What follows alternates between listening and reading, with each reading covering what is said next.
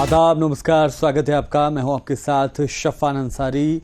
शाम के 6:30 बजे वक्त है मुंसिफ जोहर का। तमाम खबरें तफसील से आपको दिखाएंगे, लेकिन आगाज हेडलाइंस के साथ।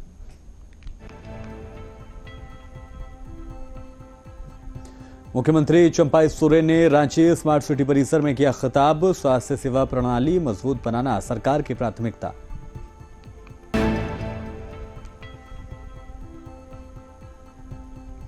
राज्यसभा में 6 नए सदस्यों ने ली शपथ। बैठक पूरे दिन के लिए हुई स्थगित।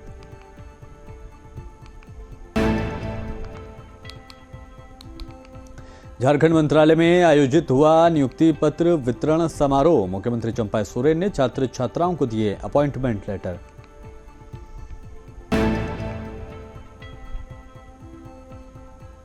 साहिबगंज में एक नौजवान पर चाकू से हमला। घायल को सदर अस्पताल में कराया गया दाखिल।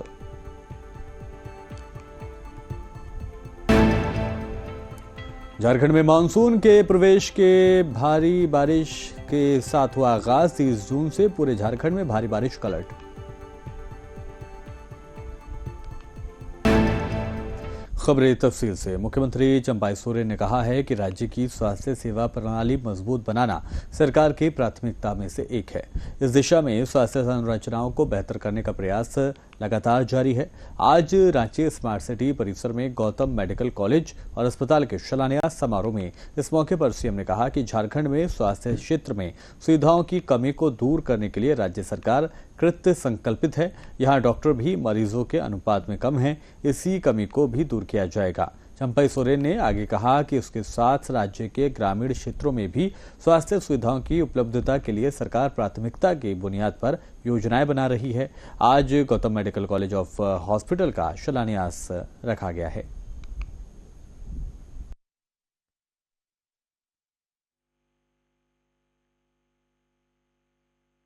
जैसे इस प्रदेश में मेडिकल कॉलेज और हॉस्पिटल का जो आज शिलान्यास में हम सबसे पहले उनको हम बड़ा बधाई देंगे।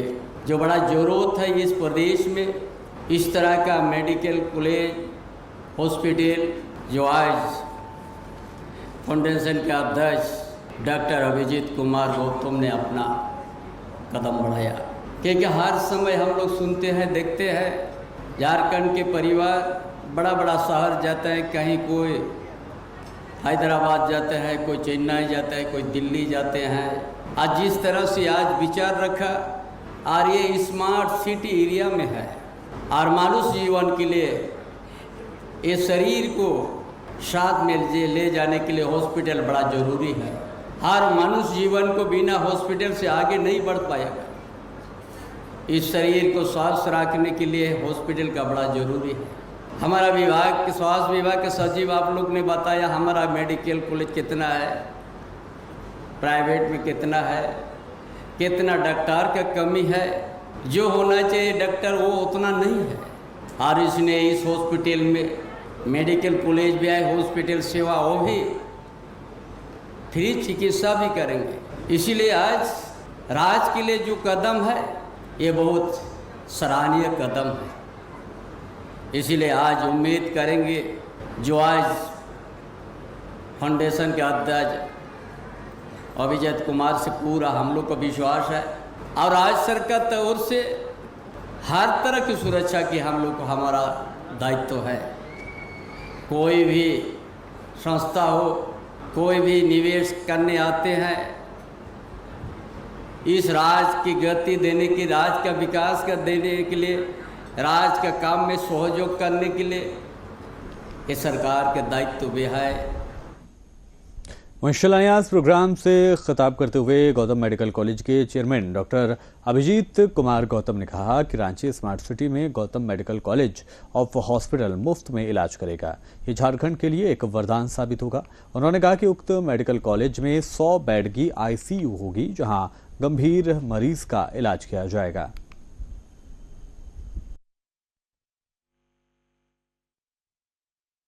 फाउंडेशन की तरफ से हमारा फाउंडेशन काफ़ी बड़ा है, जो 2 स्टेट में, बिहार और झारखंड में। तो हम लोगों की तरफ से यहाँ पे 800 बेडेड का हॉस्पिटल होगा।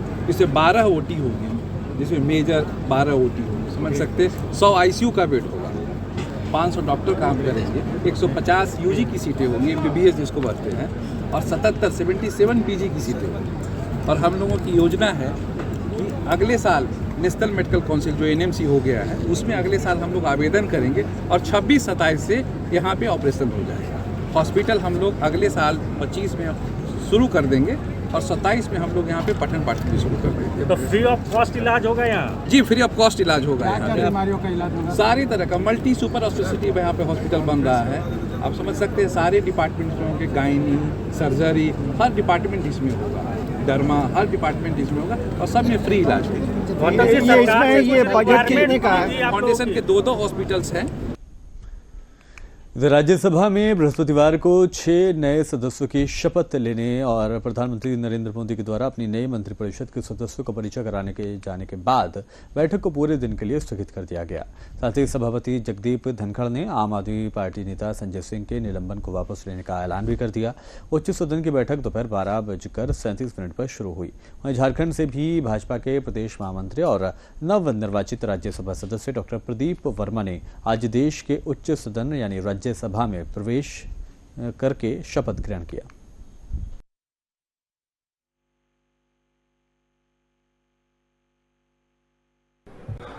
मैं प्रदीप कुमार वर्मा, जो राज्यसभा का सदस्य निर्वाचित हुआ हूं, ईश्वर की शपथ लेता हूं कि मैं विधि द्वारा स्थापित भारत के संविधान के प्रति सच्ची श्रद्धा और निष्ठा रखूंगा। मैं भारत की प्रभुता और अखंडता अक्षुण्ण रखूंगा तथा जिस पद को मैं ग्रहण करने वाला हूं, उसके कर्तव्यों का श्रद्धापूर्वक निर्वहन करूंगा। भारत माता की जय।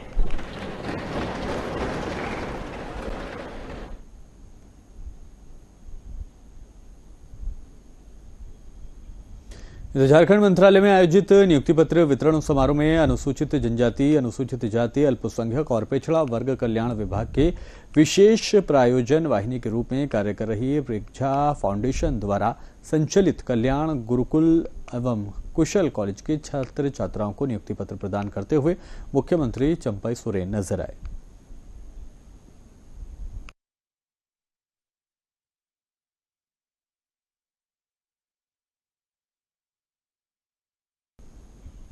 इधर CCL कथारा क्षेत्र के जारंगडीह खुली खदान में बृहस्पतिवार को RCMU श्रमिक संगठन के द्वारा पीट मीटिंग का आयोजन किया गया, जिसमें श्रमिक नेताओं के अलावा भारी तादाद में कर्मी व कामगार मौजूद रहे। इस मीटिंग का नेतृत्व RCMU के क्षेत्रीय सचिव सह विधायक प्रतिनिधि विल्सन फ्रांसिस उर्फ बबलू द्वारा किया गया। मीटिंग के दरमियान कहा गया कि डिपार्टमेंटल कार्य को कम बढ़ावा देते हुए आउटसोर्सिंग कार्य को पूर्ण प्राथमिकता दे रही है CCL। कथारा क्षेत्रीय प्रबंधक की गलत नीतियों का पुरजोर तरीके से विरोध किया जाएगा। कई बार मजदूरों को प्रबंधन अपनी चिकनी चुपड़ी बातों से छलता है, लेकिन इस बार मजदूर दोबारा फिर ना चला जा सके, इसको लेकर RCMU काफी गंभीर है। CCL कथारा क्षेत्रीय प्रबंधन ये सुनिश्चित करे कि जल्द से जल्द जारंगडीह टाटा ब्लॉक कॉलोनी को पूरी सुविधा के साथ विस्थापन किया जाए। उन्होंने कहा कि जारंगडीह खुले खदान में चल रहे आउटसोर्सिंग कंपनी में स्थानीय बेरोजगार विस्थापितों को 70% नियोजन CCL सुनिश्चित करे। उन्होंने कहा कि CCL कथारा क्षेत्रीय प्रबंधन जानबूझकर जारंगडीह खुले खदान से उत्पादन की लापरवाही कर रही है।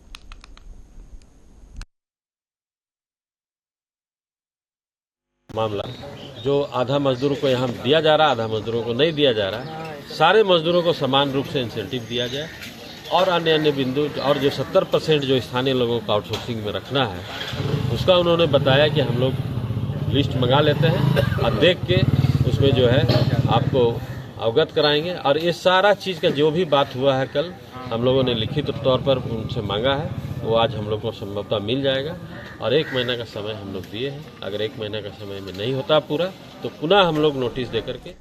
इधर जमशेदपुर के ACB की टीम ने सरायकेला भूमि सुधार उप समाहर्ता की लिपिक को 8,000 रुपए घूस लेते रंगे हाथ पकड़ा है, जिसके बाद हड़कंप मच गया। ACB की टीम ने गुरुवार को कार्रवाई करते हुए सरायकेला अनुमंडल कार्यालय परिसर स्थित भूमि सुधार उप समाहर्ता की लिपिक स्वांगता नंदा को 8,000 घूस लेते रंगे हाथों दबोचा है, जिसके बाद प्रशासनिक महकमे में हड़कंप मच गया।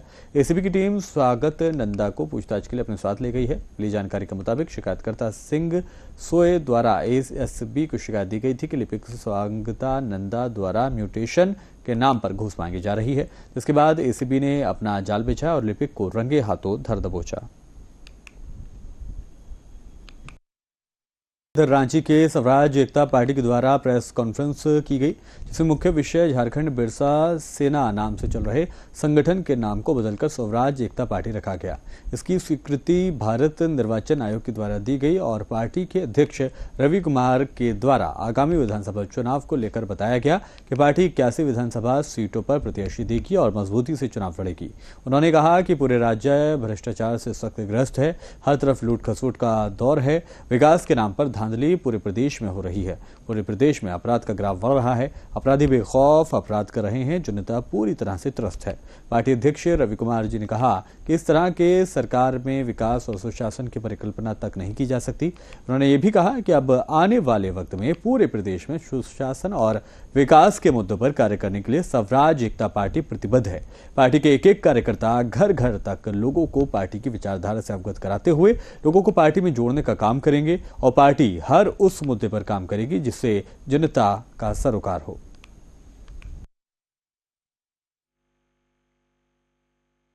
ये अभी तय नहीं, अभी अकेले का ही विचार है। आने वाला समय में देखा जाएगा क्या करना है, अभी तय कुछ नहीं है। अगर हमारे पास पर्याप्त अगर प्रत्याशी रहेंगे और अच्छे और जनता का बढ़िया सपोर्ट मिलेगा तो मुझे लगता है कि स्वराज एकता पार्टी अकेले ही 81 में लड़ेगी। प्रत्याशी चयन का क्या प्रक्रिया रहेगी, क्या क्राइटेरिया रहेगा? जो जनता के बीच में रहे हुए लोग हैं, जो जनता के लिए काम करते आए हैं, वैसे लोगों को हम लोग सबसे पहले प्राथमिकता देंगे। चुनाव में मुख्य एजेंडा क्या होगा? विकास का मुद्दा तो सबसे मुख्य एजेंडा मुझे लगता है, और विकास में हर तरह के मुद्दे आ जाते हैं जो चुनाव लड़ने के लिए पर्याप्त हैं। इधर साहिबगंज के एलसी रोड में चाकू से मारकर किया गया एक नौजवान को घायल। साहिबगंज के सदर अस्पताल में दाखिल घायल व्यक्ति ने अपने नाम को सिराज बताया है। घायल व्यक्ति सिराज ने दरअसल मीडिया को बताया कि आज दिन के करीब 1 बजे साहिबगंज थाना नगर के क्षेत्र के एलसी रोड में तालिब कुरैशी और बिट्टू कुरैशी दोनों ने मिलकर मेरी बहन को मारपीट की थी और जब मैं छुड़ाने गया तो आदित्य तालिब कुरैशी और आदिल कुरैशी ने मेरे पेट में चाकू घोंप दिया। मेरे 5 साल छोटे बेटे को भी मारकर घायल किया गया है। जहां सिराज सदर अस्पताल में मौत और जिंदगी के बीच लड़ाई लड़ रहा है तो वहीं पुलिस हमला करने वाले लोगों की तलाश में जुटी है।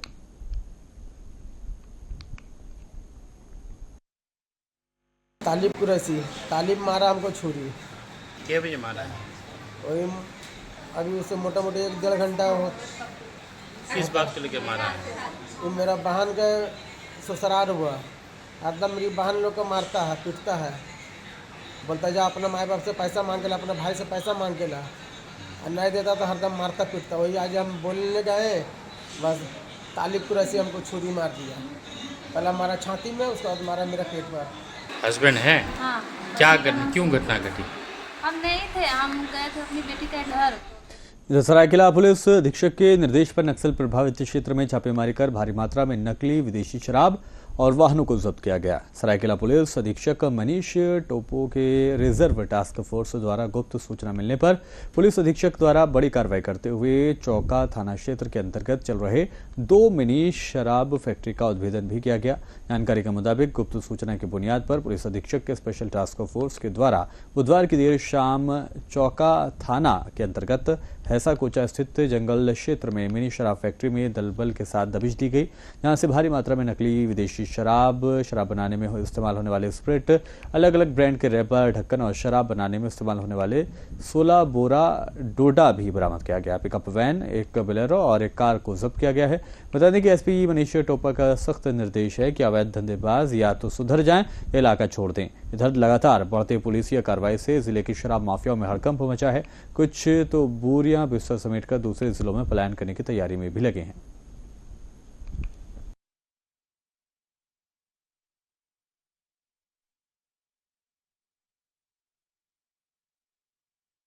इधर हजारीबाग में मादक पदार्थों के खिलाफ 19 जून से 26 जून तक चलाए गए कार्यक्रम के तहत आज मैराथन दौड़ run for drug free Jharkhand का आयोजन किया गया। इस दौरान विभिन्न विद्यालय संस्थाओं के बच्चों समेत बड़ी तादाद में स्थानीय युवा जिलेवासियों ने जागरूकता दौड़ में हिस्सा लिया। यह मैराथन दौड़ झील परिसर अवस्थित एम्फी थिएटर से शुरू होकर पूरे झील का एक चक्कर लगाकर खत्म हुई। दौड़ खत्म होने के बाद मौके पर मौजूद युवाओं को मादक पदार्थों के प्रति दुष्प्रभावों के लिए जागरूक किया गया। मैराथन दौड़ में शामिल कई विभिन्न संस्थानों के प्रतिभागी विजेताओं को मेमेंटो देकर सम्मानित भी किया गया।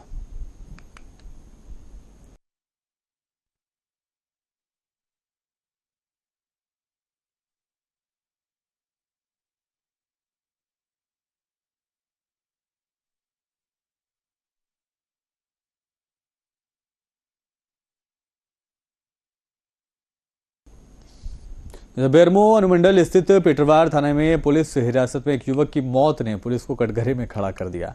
मृतक के परिजनों के द्वारा पुलिस पर यह आरोप लगाया जा रहा है कि 3 दिनों से लगातार प्रताड़ित करके उसे मौत की घाट उतार दिया गया। इधर पुलिस वालों का यह कहना है कि आरोपी ज्ञान कुमार ने थाना हाजत के शौचालय में फांसी लगाकर आत्महत्या कर ली। बता दें कि मामला एक 9 साल की बच्ची के अपहरण का था। थाना क्षेत्र के अंगवाली की रहने वाली एक 9 वर्षीय बच्ची के अपहरण को लेकर युवक ज्ञान कुमार पर शक किया गया था। इसी मामले में ज्ञान कुमार को 3 दिन पहले पुलिस उसके घर से उठा ले आई थी। बच्ची का शव अंगवाली स्थित तेनू नहर से बरामद किया गया था। कल शव मिलने के बाद पुलिस ने उसे गहन पूछताछ शुरू कर दी है। इस बीच संदिग्ध परिस्थिति में मौत की खबर के बाद अब हड़कंप मचा हुआ है और उसके बाद मुखालफत का दौर भी जारी है।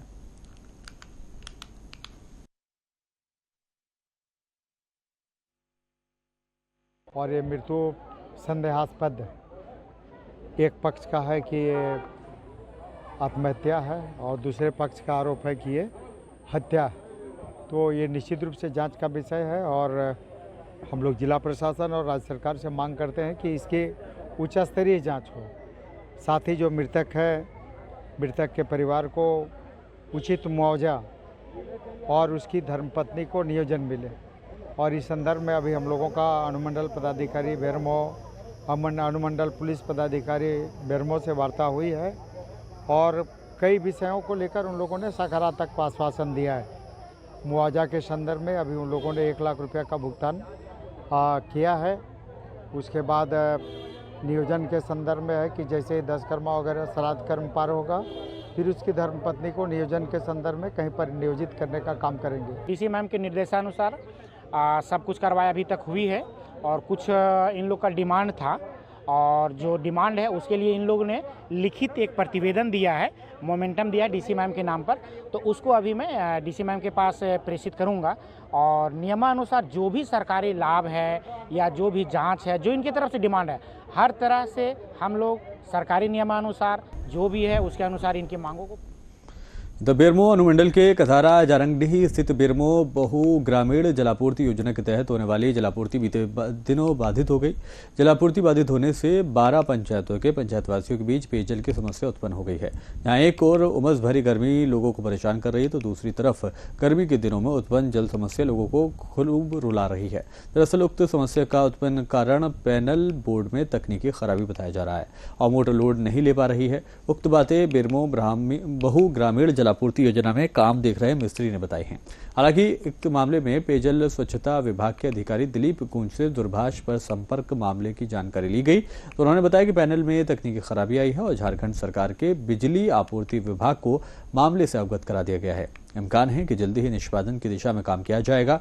वहीं ब्लॉक कोऑर्डिनेटर वीरेंद्र को भी मामले की जानकारी दी गई है। उन्होंने भी आश्वासन दिया है कि जल्दी ही समस्या का हल कर दिया जाएगा। बताते चलें कि बेरमो बहुग्रामीण जलापूर्ति योजना से लोगों को ये उम्मीद बढ़ी थी कि जल की जो परेशानी थी वो पैनल बोर्ड की तकनीकी खराबी आने की वजह से बेरमो के 12 पंचायतों में बाधित हुआ जलापूर्ति। अब देखना यह है कि इस उमस भरी गर्मी में लोगों को कब पानी में असर होता है।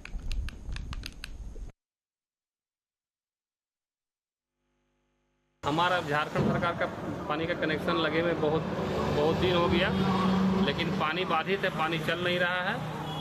शुरू में लगा तो 2-3 दिन पानी चला, उसके फिर बाधित हो गया और पानी का बहुत संकट है। भी जारंगी 10वीं पंचायत बाजार में विनोद कुमार गुप्ता नहीं गिर रहा है पानी, शिकायत किया मुखिया जी को बोले और डिपार्टमेंटल।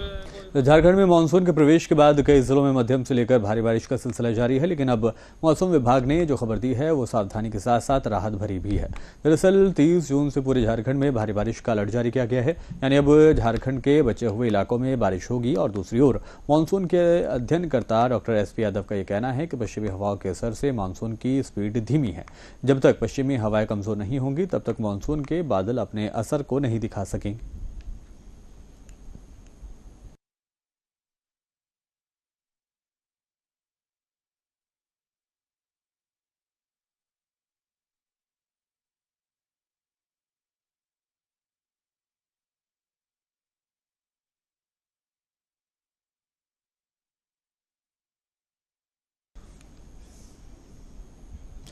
फिलहाल बुलेटिन में इतना ही। चलते चलते हेडलाइंस आपको दिखाते हैं।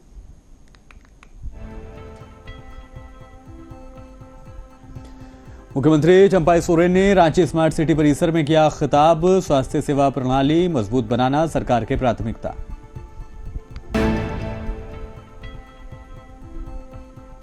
राज्यसभा में 6 नए सदस्यों ने ली शपथ। बैठक पूरे दिन के लिए हुई स्थगित।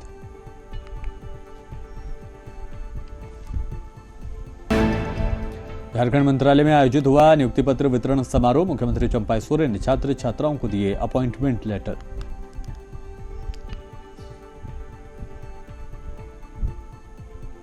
साहिबगंज में एक नौजवान पर चाकू से हमला। घायल को सदर अस्पताल में कराया गया दाखिल।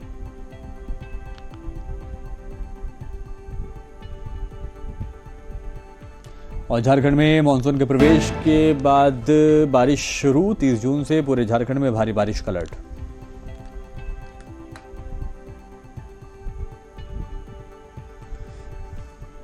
फिलहाल दीजिए इजाजत। आप बने रहिए मुंसिफ टीवी के साथ।